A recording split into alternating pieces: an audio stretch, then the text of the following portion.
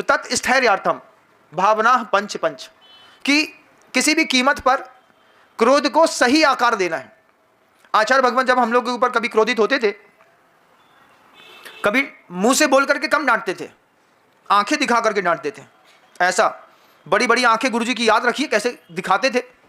जब उनके कमरे में जाता था और जब गुरुजी बड़ी आंख दिखाते थे, ऐसा देख लेंगे और आंख बंद करके ऐसे बैठ जाएंगे, तो बंद आंख में भी गुरुजी के गोलक जो थे वो आंख से बाहर झांकते थे। उससे भी डर लगता था कि इतना बड़ा गोलक है, सामने बैठे हैं, ऐसा खोल के देखेंगे तो भस्म ना हो जाए। इतना डर लगता था गुरुजी से। और बस ऐसा देखेंगे, क्यों तुम्हारे बारे में कोई कुछ कह रहा था। इतना बोलना है कि 3 दिन की रोटी पानी खराब। आचार्य जी ने कुछ बोला नहीं हमको, बस इतना ही बोला, बस लोग तुम्हारे बारे में कुछ कह रहे हैं। इतने में तो हम ही पता करते रहे लोग हमारे बारे में क्या कह रहे हैं, पता ही नहीं चला। फिर जाकर के 3 दिन बाद गुरु जी पूछा, आचार्य जी आप कुछ कह रहे थे कि लोग हमारे बारे में कुछ कह रहे हैं। हाँ, लोग आपके बारे में कह रहे हैं कि आप लेट समाइक करते हैं। हमने कहा धत तेरी की।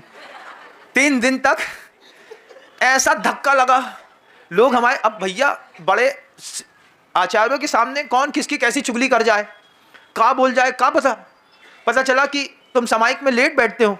हमने कहा आचार्य जी 7 बजे तक बैठ जाता हूँ हर हाल में। तो गुरुजी बोलते हैं 5:45 बजे अंधेरा हो जाता है, 7 बजे तक क्या करते रहते हो। हमने कहा कल से आप जैसा बोले।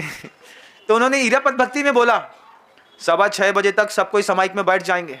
हमने कहा बड़ा बहुत अच्छा, 6:15 पे बैठ जाएंगे, 8 बजे सो जाएंगे। अब कितनी समाइक करेगा आदमी, है ना। फिर जैसे ही उसमें भी गड़बड़ हुई एक बार हमारे साथ, 8 बजे हमारे कमरे से दूसरे के खर्राटे की आवाज़ आने लगी। गुरुजी को पता था कि बगल में यही सोता है। हमसे पूछते कितने बजे सोते हो, हमने टाइम नहीं बताया। हमने कहा जब नींद आती है तब सो जाते हैं, हमें टाइम बताओ तो फंस जाएंगे। तो फिर गुरुजी बड़े स्नेह से बोलते हैं, सबको, एक को समझाना नहीं होता कभी गुरुजी का, सबको समझाते थे।